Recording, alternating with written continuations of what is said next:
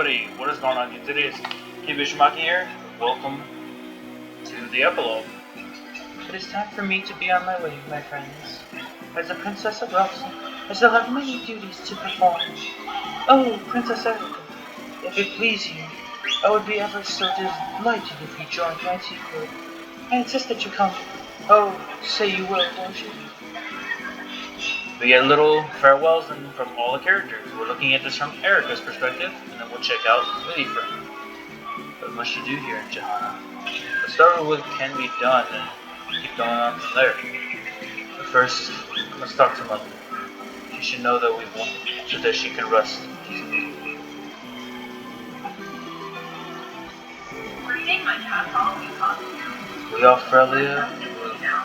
We of Frelia will do what we can to aid in the restoration of our names.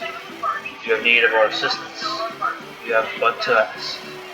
I seldom trust people who act from purely altruistic motives, but I'll grant you that friendships are a worthy exception to my distrust.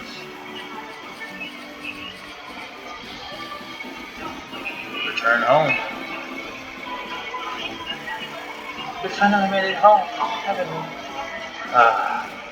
Must be exhausted after the journey. Shall we rest, Eirika? That would be nice. But first we must seal this away. This stone banished the Demon King. With such power, do you suppose we could bring back Father and Leon? That everyone who died in this dreadful war could be Eirika? I know. Such things would be... I cannot wish for such things. No matter how it hurts. Or rather, because it hurts, we must learn to accept sorrow. We must take it into our hearts and tame our grief. Eirika, tell me, sister, if Leon were here with us, what do you think he would want? What he would want? Yes, you see, I think I know. It was the reason for his studies. It's why he wanted to know about the Sacred Stones, or rather, the Fire Emblem. Take Leon's dream and fulfill them in his stead. We can do that, can't we? Without relying on any mystic power. You're right, brother. We can. Let us fulfill his dreams, as Leon wants it, as we all want it, so we may live in peace and joy.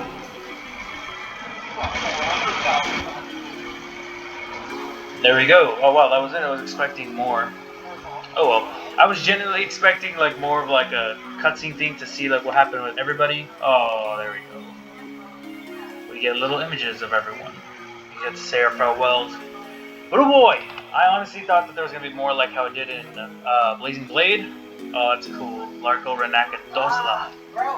We had Eirika, Ephraim, and Joshua with Queen Isabella, I think her name was. Here we have, Ephraim against Valter. It's pretty cool though. Like, this game was a lot of fun. It had a lot of annoying parts. Trust me. The monster fights, my god. Especially their Kyle, Ford, Seth, and friends. Long volume? No, I'm gonna be in front of them. Oh, okay. Yeah, one's right there. The other one's in there. But yeah, this game was a lot of fun. The monster spawning was annoying. Cyrene, Vanessa, Inez, and Tana. A lot of the monster spawning was so annoying. Like, having them just spawn in locations you needed to go was a pain. Garrick, Ewan, Saleh, Tediz, and Marisa, I think her name was. They were a good crew. I really like Garrick's bandit, company. They were really sick. There's Eirika and Ephraim. This game was a lot of fun, as I said. A bit tedious, a bit annoying. Gosh, it was a pain to make sure no one died. But I had a lot of fun doing it. Had a lot of fun upgrading our units. See the final fights against Wormy teams, Eirika and Ephraim. Hopefully there are some special unique things to each side post-credits, but we'll see. But I hope you guys enjoy this Let's Play with me, and as I said, I'm going to be re-uploading parts of Blazing Blade in parts, just so that way it's a lot better, like, cut away. It's not giant blocks for like 30-40 minutes you guys have to watch. You sit through 15-20 minutes, make it a lot easier on yourselves. So yeah, I'm gonna do that at the same time as I finish this up, and I'm basically gonna be getting ready and finishing up or starting on a new series. So of course, I hope you guys do enjoy. Of course, thank you guys all so much for watching, and we say farewell to Lee. Oh, Are you? My name is Leon. Uh-huh. That's me. The son of the Emperor. You're Prince Ephraim and Princess Eirika from Renee's, aren't you? I heard you were coming, and I've been waiting here all day. I've always wanted to. I don't have any friends my own age. So, Prince Ephraim, Princess Eirika, what do you say? From now on, let's be friends. Oh, such a sweet way to end it. There we go. We get to see how much I went through every single chapter with the units on Eirika's story. You can tell this took a lot. Hamel Canyon took 11 turns. Queen of White Dunes 52. Jesus. Sacred Stone 32. A total of 458 turns. My God. Aha! There we go. We get to see the fate of all our heroes. Seth, the Silver Knights. Seth returned to Renee's with Ephraim and his fellow knights.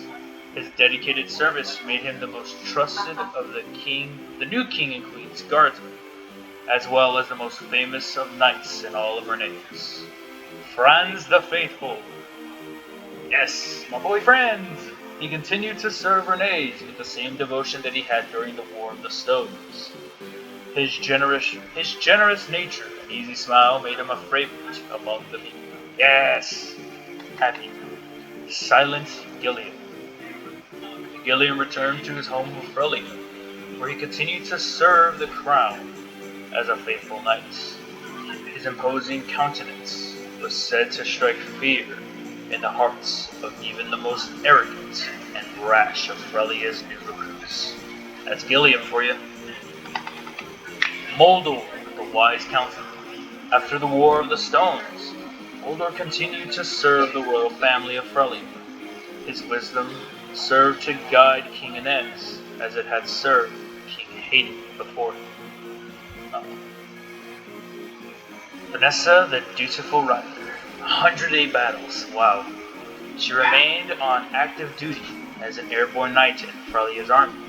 Her beauty and determination became the standard to which her fellow knights aspired. Yes, that's beautiful. Ross, his father's son. Oh, come on. You couldn't change his name to, like, the best fighter out there. He returned to Ai, village of his youth, and helped rebuild it after the bandit attack that brought it to ruin. Years later, he set out on his own to perfect his fighting skill and hone both body and spirits. Garcia, the warrior reborn. He returned to Ai to help with its reconstruction after the bandit attack. Afterward, he re-enlisted in the army, serving Renee's as a troop leader. His strength, valor, and experience inspired men. Yeah. Colm, the good-natured thief. He politely refused any invitation to become a spy for Renee's, returning instead to his hometown. He spent the rest of his days as a chivalrous rogue, helping those in need from the shadows. Oh, good job, I love it. Naomi, the tearful archer. She returned to her village and passed her days in peace and quiet. Years later, she traveled to the capital of Renee's as an archery instructor for their military. She never could resist a good cry. Aww. I would have loved to sing something about them in Colm. Ooh, Archer the Saint and Lute the Prodigy. Archer and Lute were married upon their return. Aww. Archer handled the housework, but otherwise, their lives were unchanged. When they had a son, Lute's interest shifted from studying Archer to studying her son's baffling habits. That's very adorable. I love it. Joshua, the Tempest King. Joshua returned to Jehanna and ruled over it as king. His skills as a leader had grown great, and Jehanna flourished as never before. He never outgrew his love for traveling and games of chance. Of course. Natasha, the Sacred Healer. Once the war was over, Natasha returned to Grotto to help rebuild the Empire. She dedicated herself to easing the grief of those families that lost soldiers during the war. Fair enough. Ford the Wild Knights. Upon Ford's return to Renee's, his secret hobby of painting was discovered. He was commissioned as a court artist. His work grew popular, and his days became so busy that he often regretted his career change. He's always cleaning, he's always painting. Kyle, the Ardent Knight. His service to the royal family of Renee's continued without change. He became a battalion commander and gained much trust and responsibility for training new recruits. That's good to hear. Tana, the Winged Queen. Tana lived happily in the prosperous post-war front. She flew to Renee's often to visit her dear friend Eirika. Oh, that's very sweet. Inez, king and strategician, whatever. As time went on, he succeeded his father Hayden as king of Frelia. His resourcefulness and tactical prowess helped him build a court of loyal vassals that served as to lead the country to greater prosperity. Strategician, the graceful Cyrene. Cyrene continued as commander of Frelia's Pegasus Knights. Her grace and beauty in flights were the subject of many songs and paintings, and her popularity soared. Oh, that's really good. Amelia, the Rose of the War. Following the war, she returned to Grado to assist in her country's reconstruction. She surrounded herself with new friends and used the strength she found on the battlefield to live her life in happiness. Just what she deserves. Dussel, the Obsidian General. Following the war, Dussel returned to Grado, where he was instrumental in its rebuilding. He spent his remaining years watching Overgrowth and sharing his wisdom with other nations as an expert combat instructor. General Dussel, Noel, the Watcher of Darkness.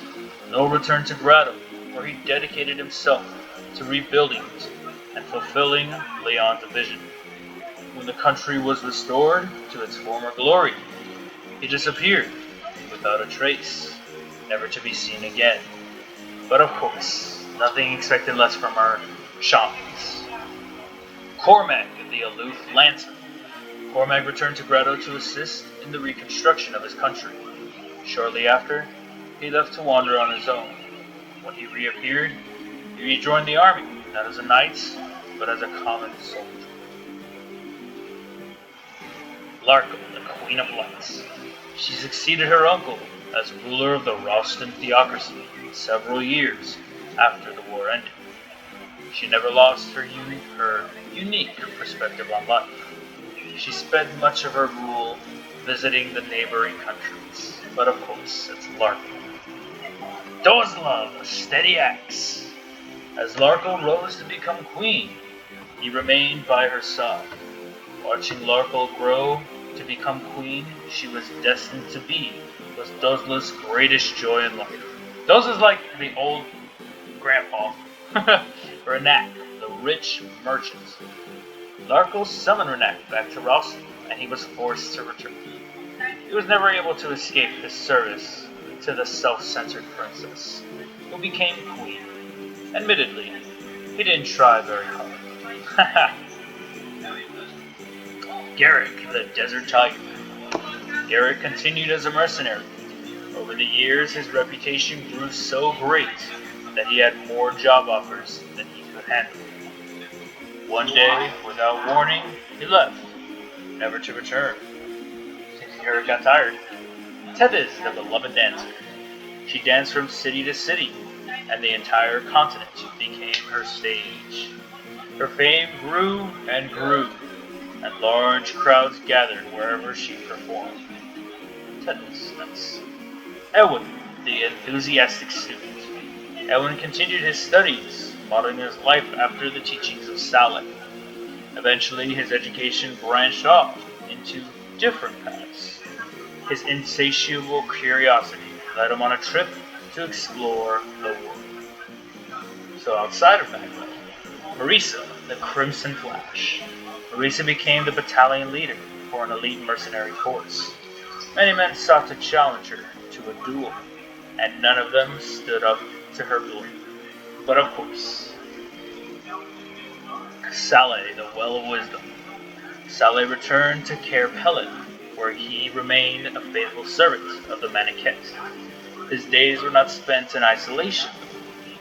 Many of the friends he met during the War of the Stones came to visit his village. Mir, the Great Dragon. After bidding her farewells to Ephraim, she returned to Darkling Woods.